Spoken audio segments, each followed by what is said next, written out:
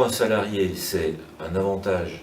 L'avantage, il est de pouvoir travailler dans un contexte moins fatigant, moins coûteux, parce qu'aujourd'hui, on sait que les salariés se déplacent de plus en plus pour aller travailler sur leur lieu de travail par rapport à leur lieu d'habitation, les centres-villes coûtant cher où qu'ils soient.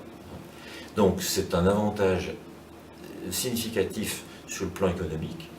Et c'est un autre avantage aussi, c'est qu'on fidélise un collaborateur, une collaboratrice beaucoup plus.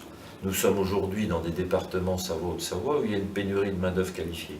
Quand on a quelqu'un de compétent sur qui on compte, qu'on a envie de conserver, c'est un outil qui est vraiment adapté pour développer la fidélisation.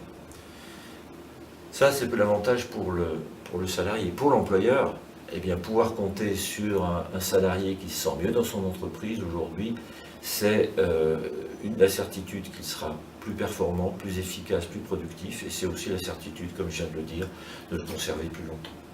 Donc c'est vraiment un projet qui est gagnant-gagnant entre l'employeur et le salarié.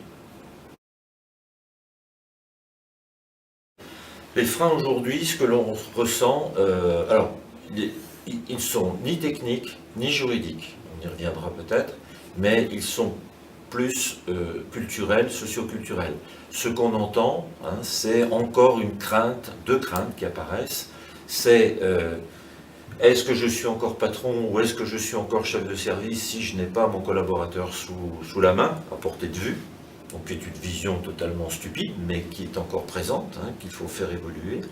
Et puis la deuxième crainte, c'est de se poser la question de savoir si le collaborateur à distance fera bien son travail. Est-ce qu'il sera bien présent derrière son poste d'ordinateur?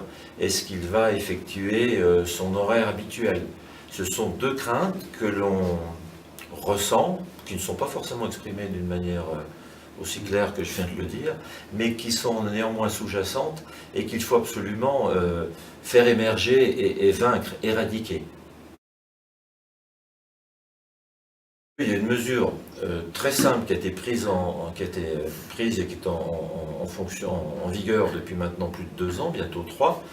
C'est ce qu'on appelle les ordonnances Macron, qui, dans le cadre d'un contrat de travail, prévoit des avenants pour définir ce que va être la relation à distance.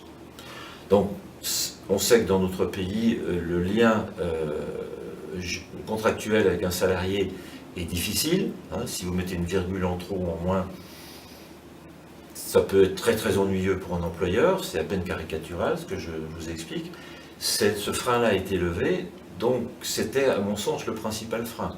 Le frein technique, il n'existe pas. La solution technique de protection de données, les solutions sont là, avec le risque habituel de piratage, mais un risque qui n'est pas propre au télétravail.